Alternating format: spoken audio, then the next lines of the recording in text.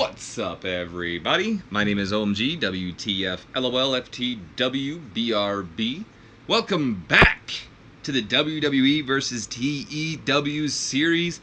We're on a little bit of a hiatus there. A possibility that the series could have came to an end, but I left it in your guys' hands, and you guys saved it, and I did it. I went through this entire mod. I edited it.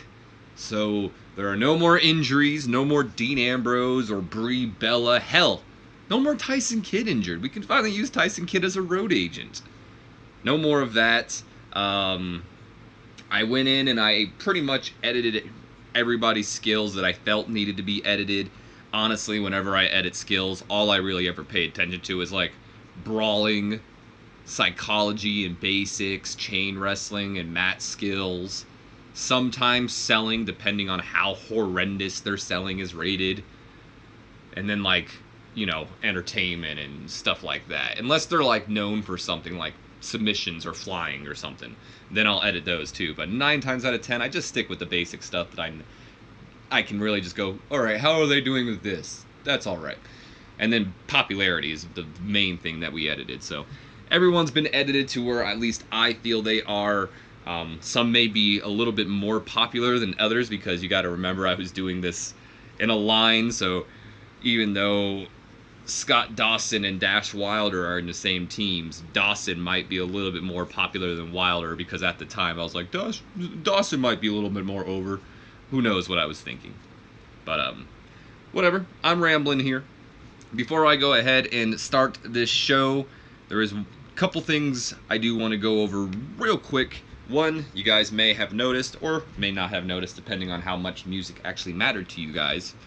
The music is not being played in the background. I don't have any music being played at all right now.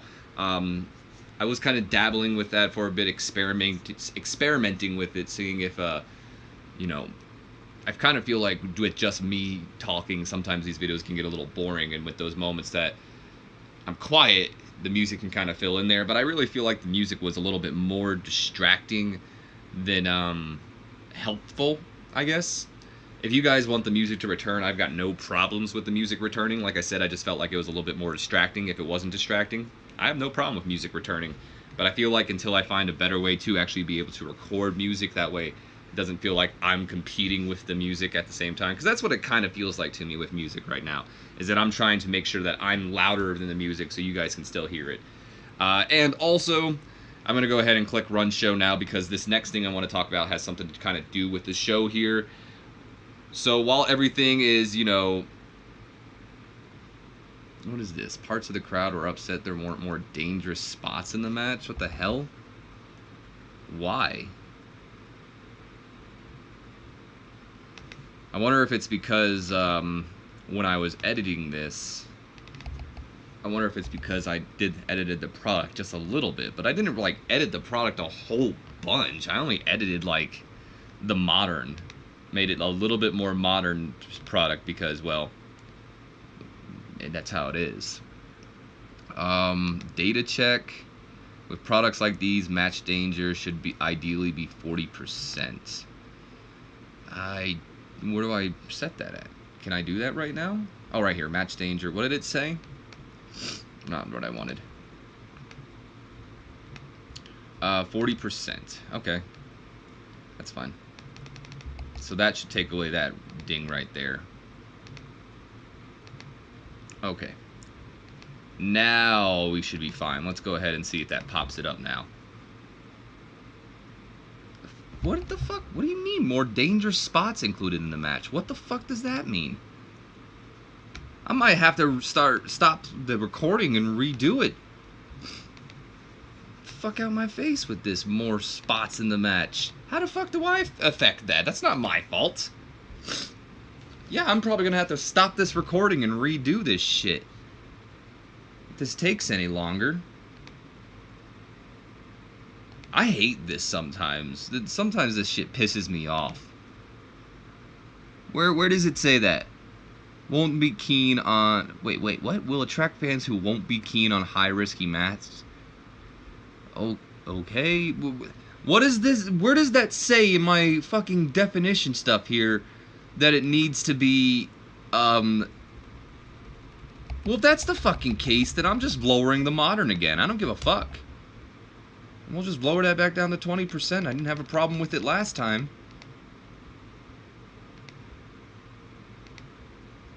Some fucking... Oh my god, dude. If it pops up this time, I don't know what the problem is. No, it doesn't pop up this time. So I guess that was the fucking problem, is the fact that the modern was rated medium. That is stupid, dude. That is so stupid. Like, there is nothing in my definition whatsoever to say, hey, you need to do this in order to fix this. That way they won't stop complaining about your matches. Whatever. Moving on from that. Sorry that took a minute there. So what I was going to say before, you know, the game decided to be like, hey, your company's not the right company for this. It's been a long time since I've watched SummerSlam. About 2 weeks now, I think. I have no idea.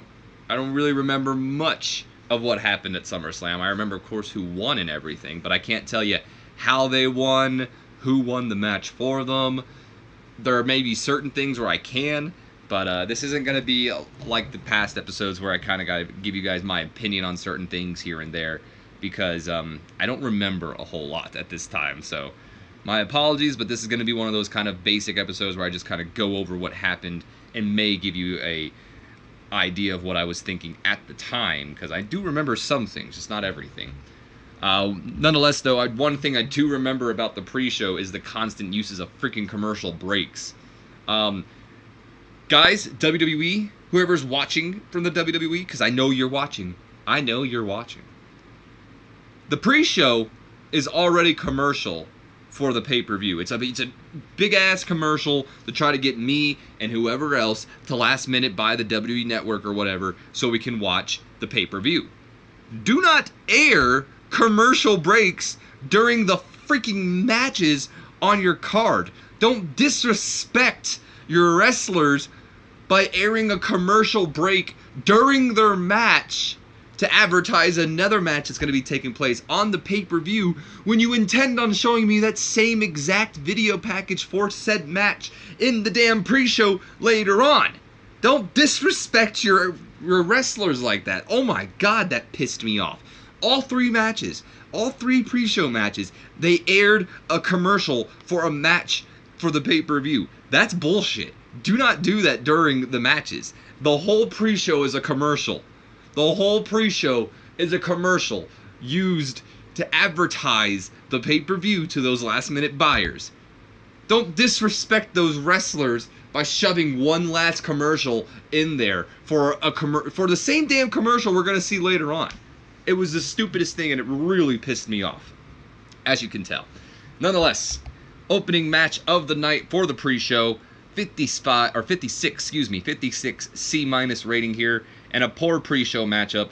Andrade Cien Almas and Selena Vega go over Rusev and Lana. I guess I forgot to add Andrade and Selena into this feud. That's my bad, but it's really not that big of a deal. They go over Rusev and Lana in 8 minutes 10 seconds when Selena Vega defeats Lana with the moonsault. I think there was some like chicanery here with like Andrade distracting Selena, but Andrade and Selena should have got the victory, so I'm not upset with it. The one thing I do remember, though, is Aiden English did not get involved in this match, which, you know, would make you think that he was going to get involved, despite him being ringside, apparently, because it said he's not suited to his gimmick, so that's my bad again, but, whatever. Selena Vega getting better at her gimmick. Aiden's not suited to his, so I guess I'll go ahead and, fix that real quick. Aiden gimmick. And if you guys are wondering what these names are up here, these are just a couple of women that I'm most likely going to be using for the Mae Young Classic, since I'm not able to get certain people who are not in the game. So someone like Casey Catanzaro, I don't know if I'm pronouncing that right, but she'll be played by Casey Diamond most likely. And who, for all I know, these could actually be who they are, but that's just who I chose. So Casey Diamond will be playing Casey Catanzaro, whoever the hell that is. Jessica Troy will be playing Jessica Elabane, and Crazy Star will be playing Zatara, because I could not find either three of these women, and I don't believe these three will be in here because, from what I understand, they're both rookies, meaning that this will be their debut matches. Zatara, on the other hand, I feel like she should be in here, but I couldn't find her. So unless she's going by a different name and WWE gave her the name Zatara, I don't know. So I just went Crazy Star because they were the same age, same pretty much years of experience. That's why I kind of went with her. But yeah, nonetheless, Vega with an in-ring performance of a 36, Andrade Almas with a 64, Lana with a 39, and Rusev with a 67. Selena Vega's improving in her technical, flying, and performance skills. Rusev improving in technical, and Lana improving in technical and performance as well. So only one not improving here is Andrade. Come on, Andrade. Although he was impressive, if you ask me. 41 solid D rating as we get a quick recap of what happened on 205 Live when Drew Gulak pretty much had Brian Kendrick and Jack Gallagher distract Cedric Alexander so he can go and get the beat down pretty much on him before Drake Maverick put a stop to it. I probably should have put Drake Maverick in this angle, but that's fine. We then jump to the Cruiserweight Championship matchup. 50 D plus rating here. In a pre-show bout that had subpar wrestling and little heat to it, Cedric Alexander goes over Drew Gulak in 11 minutes, 16 seconds with the lumbar check. If I remember correctly, I think this was like kind of a surprise victory. I think Cedric just barely beat Gulak so they can kind of continue this on. But don't quote me there. But nonetheless, Alexander makes his 4th defense of the Cruiserweight Championship. We have some changes here, apparently. We're going to be changing Drew Gulak's gimmick from annoying to wrestling machine. He's not necessarily annoying anymore, if you ask me. So that got an average rating. Drew Gulak with a 48 in-ring performance. Cedric Alexander with a 44. Gulak improving in flying, which is kind of ironic since he's so against flying, apparently. But from what I can remember from this match, it wasn't bad, in my opinion. It could and should have been better. But it wasn't a bad match, and Cedric wins. I don't know who's going to beat him, but like I said, if it was me booking it, I'd have Lio Rush beat him, so they kind of took my advice. I'd said I'd probably have Alexander go over Gulak. Let's see if they give Rush the title sooner or later. I wouldn't give it to him right now. I'm just saying that's who I would probably pick. 52 D plus rating for the Raw Tag Team Championships in a pre-show bout that had decent wrestling but not much weight and heat. The B Team retaining the tag titles against the Revival in 7 minutes, 30 seconds. I don't know if I got these pinfalls correct, but nonetheless, the way the match pretty much ended was, I believe Dash hit like a rope hung, what do they call that? They pretty much like just pull their neck down onto the ropes on the Bo Dallas, which made Bo fall back, landing on Scott Dawson, who at the moment was pinning Curtis Axel. So when he fell back, he rolled Curtis Axel over on top of Scott Dawson to give the B Team the victory. So they make their 3rd defense of the Raw Tag Team titles. Dash Wilder with an in-ring performance of a 49. Scott Dawson with a 54. I almost said Kurt Angle. Curtis Axel with a 55, best of the match. Bo Dallas with a 54 as well. So Dash got some catching up to do, but in all honesty, all 4 men not too far from each other. Dallas is also improving in performance, so good for him. All right, here we go. It's the start of SummerSlam. We have our cold open of the night. I am going to open up a cold one. Oh, great. The can is kind of like janked up at the top, so I can't open it. I've got to like beat it up a little bit. So hold on, let's see. There we go. I had to like beat in the tab in order for me to open it. So we get our cold open for SummerSlam, just hyping up what's going to be taking place. I believe Terry Crews actually was like in this little cold open thing. But 67C plus for that. We open up the show with Dean Ambrose making his entrance, as you know, the Lunatic Fringe is here. 73 B minus just made his return on Raw this past week, and he's here to support his buddy Seth Rollins in this opening Intercontinental Championship matchup. We get to the Intercontinental Championship match and a 77 solid B rating. Hell yeah, what a way to open the show. Definitely did better than, never mind. I was going to say it definitely did better than the previous video, but I never recorded this damn video because Brock Lesnar fucked me over. That's right. I almost forgot. But, interesting note of things, since this is kind of like version 2, season 2 of the WWE TEW series here, everything's been kind of reset from how many times superstars have fought each other already to chemistry and all that. So originally, when we were going to do this, this would have been the 4th time that these two fought, so it might have gotten dinged because they've taken each other on too many times. But now this is technically the 1st time, so good stuff all in all. And a decent matchup here. Seth Rollins goes over Dolph Ziggler in 23 minutes, 44 seconds with the ripcord knee. Drew McIntyre, of course, distracting Rollins throughout the match. Dean Ambrose distracting Ziggler. Ziggler and McIntyre got in each other's faces quite a lot here. But at the end of the day, Seth Rollins wins the Intercontinental Championship, beating Dolph Ziggler and becoming a 2-time Intercontinental Champion. This match got the crowd hotter. Seth Rollins had an in-ring performance of a 69, as did Dolph. Both superstars with 69s, yet getting 77 solid Bs. Good stuff. Gained heat for the feud as well. And Dolph making the best of his appearance here tonight, improving in Rumble, technical, and performance skills. Good for Dolph. We then go to a 68 C+ rating here as Renee Young interviews the Bella Twins backstage.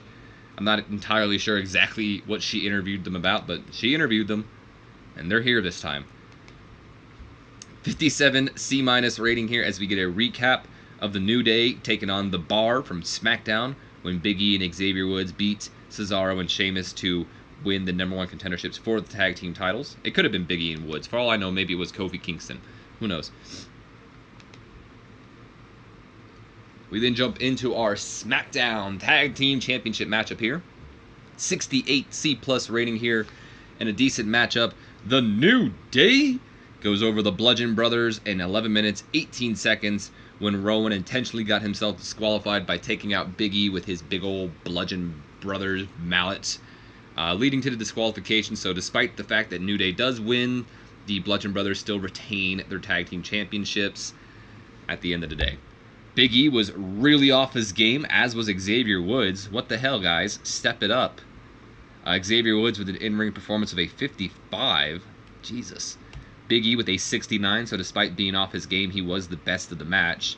Harper with a 64. Rowan with a 54, the worst of the match, but only 1 point below Xavier Woods. But mind you, Xavier was really off his game as well, so. Rowan is improving in Rumble, Harper improving in performance. And then afterwards, we get a 69 C+ rating as the Bludgeon Brothers continue the beatdown on all 3 members of the New Day now with the Bludgeon Brothers mallets. I heard Rowan might be injured, by the way. I haven't been watching wrestling at all. I've been trying to be good and stay as far away from it as possible. I know a few things that have happened, but one of the things I've heard apparently is that Rowan might be injured and might be out. That's crazy. We then move on to a 65 solid C rating as we get the Braun Strowman, Kevin Owens video package here, of course, for the Money in the Bank briefcase. We go into the matchup, which gets a 55 C- rating here in an extremely short match. Braun Strowman goes over Kevin Owens in 3 minutes, 3 seconds with the reverse choke slam. This was one-sided. I can remember that much. Kevin Owens got completely dominated by Braun. I don't think he got much, if any, offense off. And if he did, Braun just ate it pretty much, no-sold it, and went after Kevin because this was a quick and over match up here. And it's not the first. It's definitely not the... Well, it is the first, actually. Isn't it? I don't know. It's not the last jobber match we'll see on this card here tonight. In fact, there were like 3 squash matches on the card, so... But, this is the first one. Braun Strowman easily goes over Kevin Owens, retaining his Money in the Bank briefcase. In fact, I didn't even feel like putting it on here because that would just have to edit the settings of it, and I didn't feel like it. So, Kevin Owens with an in-ring performance of a 72. Braun Strowman with a 69. Lost heat for the feud as well. Braun is improving in Rumble and in technical skills, though, so good for him. Oh, apparently Kevin Owens debuted a new spot here. Showcased his athletic ability. His psychology will be able to help, or whatever. You know what I'm saying. Kevin Owens got a new spot. 52 D+ rating here as we get a video package for the SmackDown Women's Championship. Of course, featuring Charlotte Flair and Becky Lynch challenging Carmella for the title. Not yet. 50 D+ as Greg Hamilton does the SmackDown Women's Championship introductions for all 3 women here. Yes. And then we move on to the match itself. Triple threat action here. 57C minus rating here. I guess I might have to edit Carmella's stamina.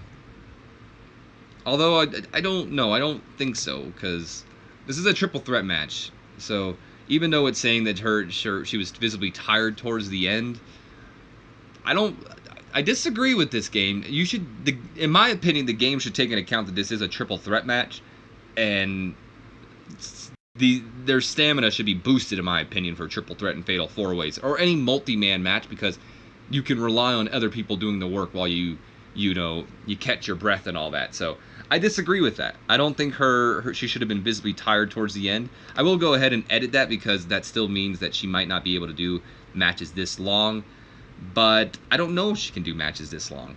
That's my thing. So who knew Aiden English needed a gimmick? I was like, who needed a gimmick? All right. So there are still things that I'm probably going to need to edit here and there, but I'll do that during like whenever I catch it. So apparently Carmella was visibly tired, but before we get to that, in a poor matchup here, Charlotte Flair goes over Becky Lynch and Carmella in 16 minutes, 2 seconds after Charlotte defeats Becky Lynch with the, well, what the hell is it called? I don't know what it's called. I forget what the hell it's called off the top of my head. It's that move where she grabs their head by doing a front flip over. I can't remember for the life of me right now. Nonetheless, Charlotte Flair wins the SmackDown Women's Championship. I believe Becky Lynch had the disarm her locked in on Carmella at this moment, and that's when Charlotte slid in and hit her with the whatever it's called, and won the match. In terms of in-ring work, Charlotte Flair was head and shoulders above everybody else. Carmella was the weak link, struggling to keep up with everyone else's in-ring performances. So Carmella, like we already mentioned, was apparently visibly tired towards the end.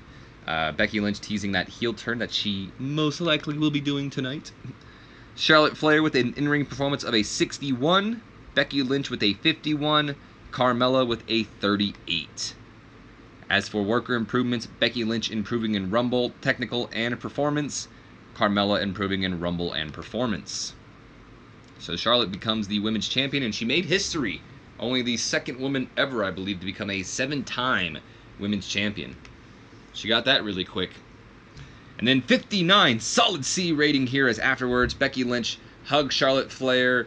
They're celebrating. They're friends. You beat me fair and square. Good for you. But Becky says, nah, forget that, and just beats the living hell out of Charlotte Flair, beating her down. Charlotte's crying as this is happening. It's actually a really great angle.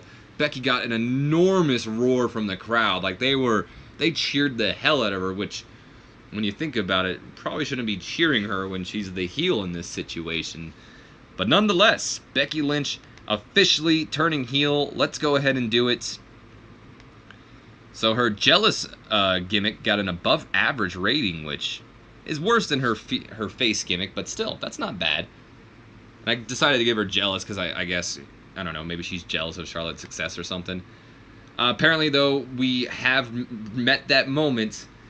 I had to do some changes here and there, so we are still in the part where there's too many shocks, not enough build-up behind Becky Lynch's turn, so it didn't go down particularly well, which, in a way, I guess is kind of true. If you consider the fact that the fans cheering for Becky Lynch instead of booing her would mean that maybe it didn't go down well.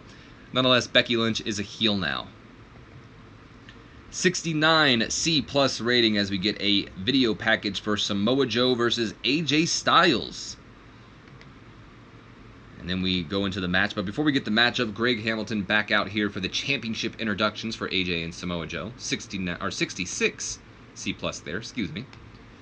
And then we get our WWE Championship matchup. Samoa Joe, AJ Styles, first time ever on WWE TV, gets a 73 B- rating here.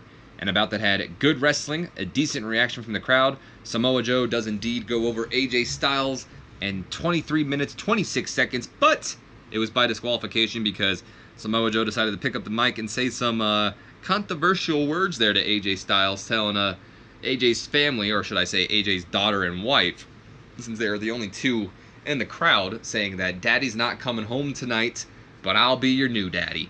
This, of course, pissed AJ Styles off, putting him in a rage. going after Joe, beating him down with the chair, leading to a disqualification. And then, of course, he goes over to his wife and daughter and checks on them after, his wife was like, stop, this is enough, pretty much. The daughter wanted nothing to do with AJ, though. I mean, he's bleeding and sweating and all that. She's like, put me down, pretty much. But with that being said, this match, in my opinion, didn't live up to the hype. Did not live up to the hype. I've seen AJ Styles and Samoa Joe have better matches in the past. But with that being said, they're telling a story here. And I feel like they were holding back a lot more than anything because they know this isn't the last match they're going to have. And they want to deliver in the future. So even though I don't think this match lived up to the hype, I do think that there was a reason why it didn't live up to the hype, and it will live up to the hype in the future.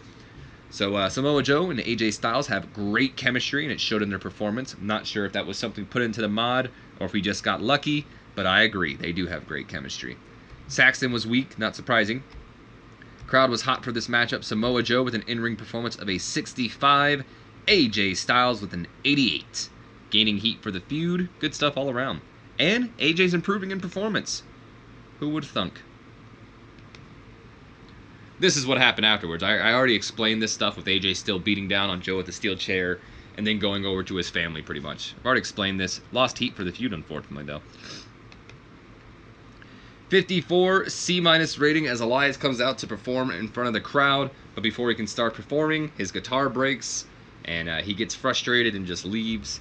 Elias getting better at his gimmick. I remember this being a little bit weird because Elias is kind of feuding with Lashley right now. So I was like, did Bobby Lashley have anything to do with this? Like, you were thinking Lashley was going to come out and maybe interrupt Elias or something like that. But nope, no Bobby Lashley. No hints maybe that he's the guy that broke Elias's guitar or something. No, it just kind of happened. But Elias is getting better at his gimmick, so I guess that's good. 70 C+ rating as Miz kind of runs into the B team, Bo Dallas and Curtis Axel, formerly known as the Miz-Tourage. A little bit of a catch-up here between former partners, I guess, or allies, whatever you want to call them. Miz just kind of saying like, hey, after the show, if you guys want, we can go celebrate.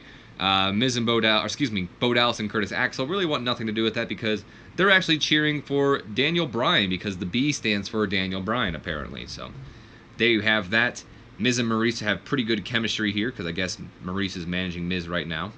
That probably shouldn't be how it is, but I guess that's fine. It gained heat for the tag team storyline, so I guess that means that these two aren't a tag team in the storyline.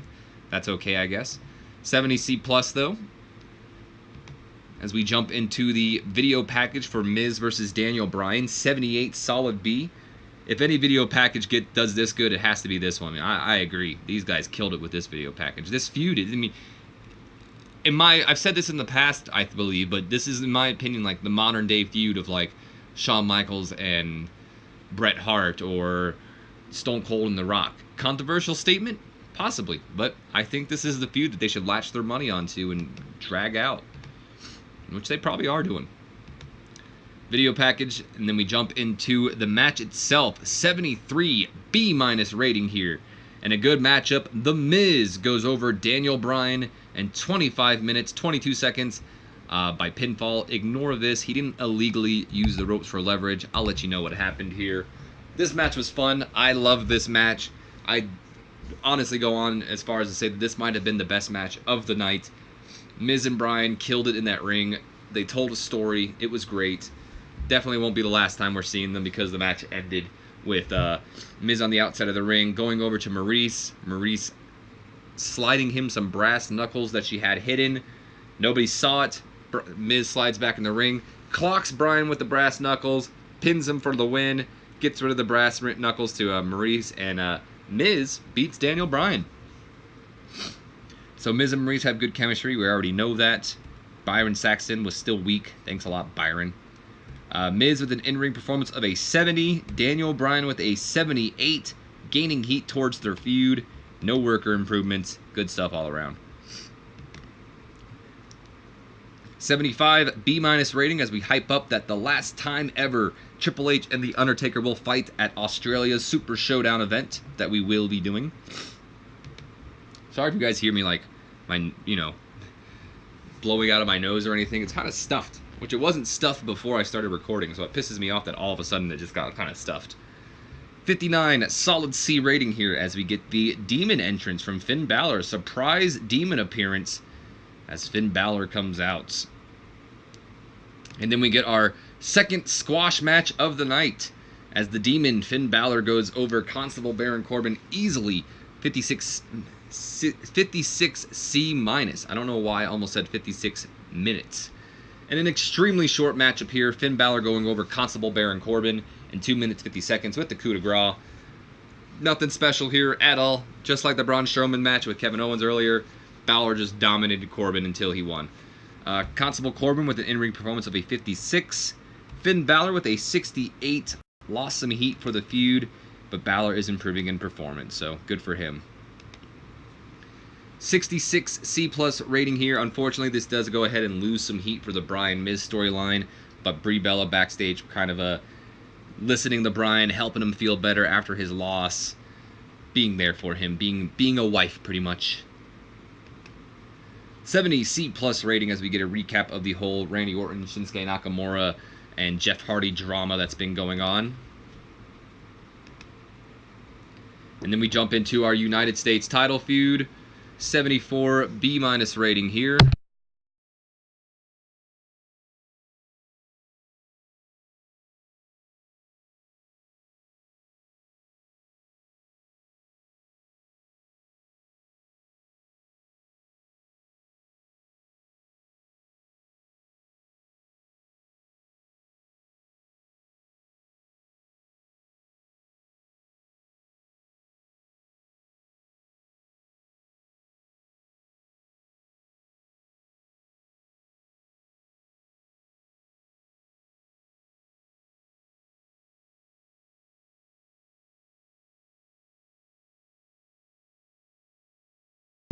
Sorry about that.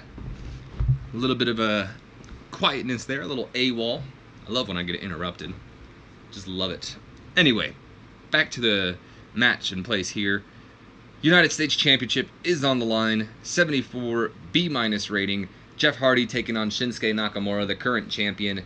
Jeff Hardy, of course, former champion after Nakamura beat him at our last pay-per-view. A little bit of help from Randy Orton, I believe. Yeah, I think so.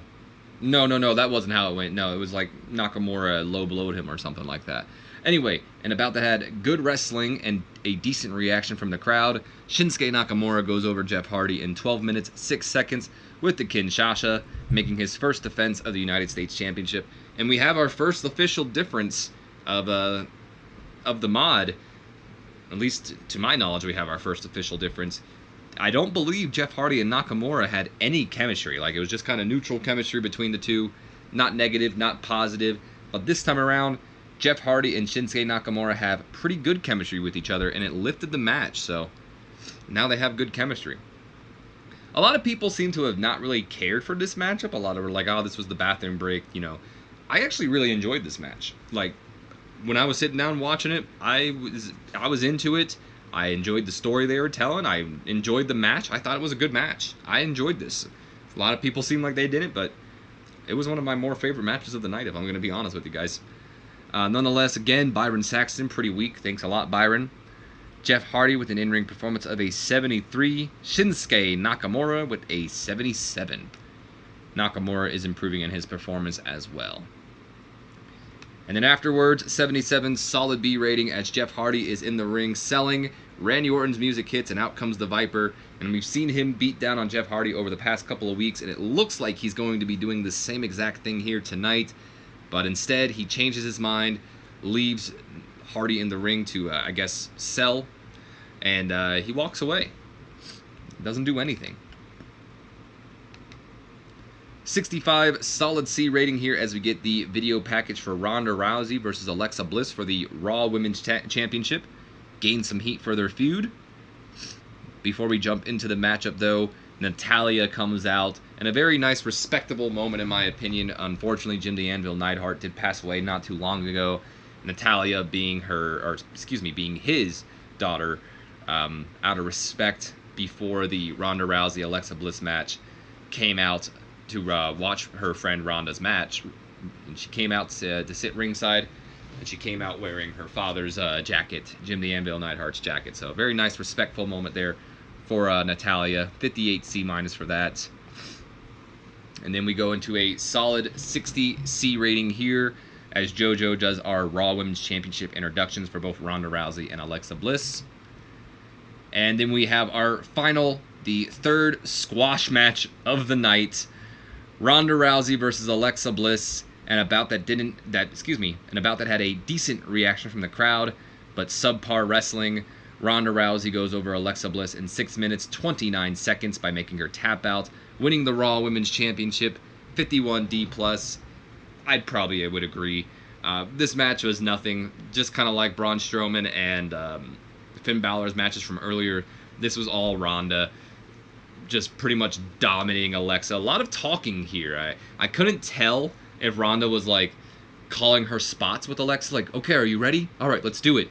Or if she was just trash talking, like, are you ready? Well, I don't care, and let's do it. Like, I'm not entirely sure what Ronda was doing there. She's either really loud in the ring when she's calling her spots, which could be, I mean, she's new, or she's just very vocal in the ring.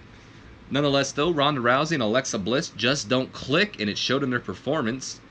Okay, but I'm not sure how, since Alexa just really got beat down. The only thing she got in was like a headlock, which ended up being her demise.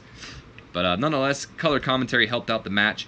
Ronda Rousey with an in-ring performance of a 61, Alexa Bliss with a 39. That popularity sure helped Ronda, didn't it? Alexa Bliss, though, is improving. She's improving in her Rumble, technical, and performance skills, but didn't help her tonight. Ronda Rousey, the new women's champion. And then afterwards, a 70 C+ as the new women's champion, Ronda Rousey, celebrates with Natalia and the Bella Twins. And now we're moving on to our main event of the night. 82 B+ rating for the Roman Reigns Brock Lesnar video package. Paul Heyman was on this as well. He was actually talking, because if I remember correctly, he kind of had like a talking role in this. What is this? Oh, we're just apparently turning Paul Heyman. Okay, that's fine. But yeah, Byron Saxton pretty weak. Not even sure why you were on this angle, Byron. 79, solid B rating here as we get our championship introductions once again. JoJo introducing Roman Reigns. Paul Heyman introducing Brock Lesnar. Before the match can take place, the Monster in the Bank, Braun Strowman, comes out. And my God, this was some clever booking on WWE's part. How were you guys going to get the fans not to boo Roman Reigns, Brock Lesnar? We'll have Braun Strowman stand out there and tease the fact that he'll cash in. Everyone will be too busy thinking Braun's going to cash in that they won't boo the match. It worked, believe it or not. Braun Strowman comes out. He lets both Brock Lesnar and Roman Reigns know that he's not a coward. He's not going to cash in when one of these guys' back's turned. So it doesn't matter who wins this match, because afterwards they're going to get these hands pretty much. So Lesnar and Heyman have good chemistry, which is good to know. Braun Strowman going to be standing there the entire time, though. He's going to cash in tonight. Or is he? 77, solid B rating here. Another change from the previous mod. Brock Lesnar and Roman Reigns didn't have good chemistry in the last one, whereas this time, they're fine. They don't have good or bad chemistry. 77, solid B rating here in a superb match. I wouldn't go that far. In a superb match, Roman Reigns goes over Brock Lesnar in 7 minutes, 50 seconds with the spear. Braun Strowman distracting Lesnar during this matchup, which ended up kind of being Brock Lesnar's downfall, because it led to Roman being able to get the victory here. But Roman Reigns does it. He finally beats Brock Lesnar. Lesnar no longer the Universal Champion. I wouldn't go as far as to say that this was a superb match, not in the slightest. This was a average match at best. It kind of just was, okay, Superman punch, Superman punch, Superman punch, German suplex, German suplex. Oh, Brock's going after Braun. He threw the Money in the Bank out of the way. Great, we're probably not going to see a cash-in. Spear, spear. Roman Reigns does it. Roman Reigns is the new Universal Champion. That's what it felt like. It was boring, if you ask me. Not a good match. But in my opinion, it's the best match they could have done. If they would have gone any longer, the fans probably would have been like, end this match already. We already know Braun's not cashing in after that. But, yeah, Paul Heyman doing some good work ringside. Lesnar and Heyman have good chemistry. Roman Reigns with an in-ring performance of a 69. Brock Lesnar with an 85. Good lord. And there you have it. Lesnar's improving in his technical and his performance skills. And at the end of the day, what does SummerSlam get? Come on, I was going to say. SummerSlam gets a 77 solid B rating here. In my opinion, that's actually not a bad show. But it is a bad show, apparently, because it lost us popularity in 18 regions. Good lord. We're still losing popularity because in the previous mod, we were a cult company. We already had fallen. For some reason, I don't remember doing this myself. I don't think I edited WWE, and I don't remember it being this way, so maybe it's set for a random thing. But WWE was rated as an international company instead of starting as a national company like it did in the previous save. Don't know why, but we did drop the size to national, but since we are still national, we're going to be losing popularity until we either catch up these stars or until we drop down the cult. But, you know what? Let's go ahead and make a speech. I am going to tell Roman Reigns. I'm going to give him some... I don't want to point him out as a... We'll compliment on a good performance. And I'm going to tell Brock Lesnar as well. Compliment him on a good performance. And there was someone else here that I wanted to compliment. What is that? Oh, that's Randy Orton getting the 77. I was like, what else got a 77 rating? I think I'm going to give let's give Daniel Bryan it, since he did do better than Miz. We'll give him some encouragement. So Roman Reigns seemed pleased, Lesnar seemed pleased, Bryan seemed pleased. Good stuff all together. But that's going to be the end of SummerSlam. We finally got through it.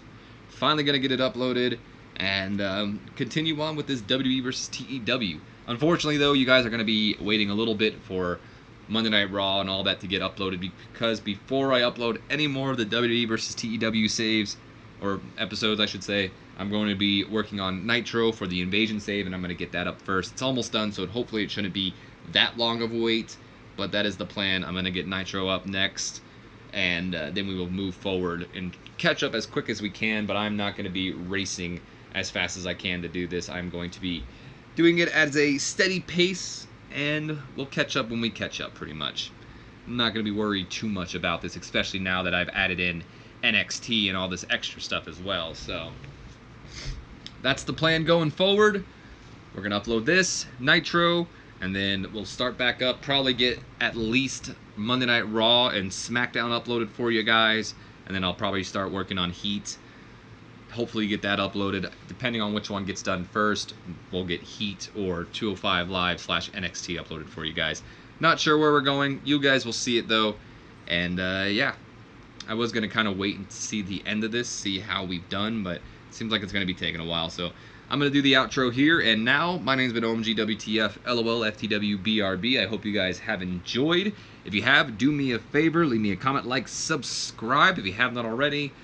And as always, don't forget to share this video with your friends, your Facebooks, your Twitters, your Instagrams. I don't give a damn. Anybody out there you feel would enjoy my content, give them a share, help your boy out, get some new subscribers up in this bitch. As always, I've got some buddies of myself down below in the description. Highly recommend checking them out. You got my buddy ZachManziNVO over on Twitch. Very active, streams about every day. In fact, I streamed with him last night. We did a little bit of a SmackDown vs. Raw 2008 GM mode. We originally were going to do a TEW playthrough of ECW, but his Total Extreme Wrestling game is on his previous computer, so he's either got to rebuy the game or find a way to get the game back onto his computer. So that's a little bit on hold for now there. But check out Zach, check out Raging Yoshi here on YouTube. And if you're looking for more Total Extreme Wrestling players, I recommend checking out Brendan Plays. Very he streams quite a lot, but that's who I've been watching recently. So if you guys are looking for someone to watch, Brendan Plays is who I've been watching. Give him a check out. That's going to be the end, though. I hope you guys have enjoyed, and I will see you guys for Monday Night Raw, Nitro, whenever I see you next. Have a good one.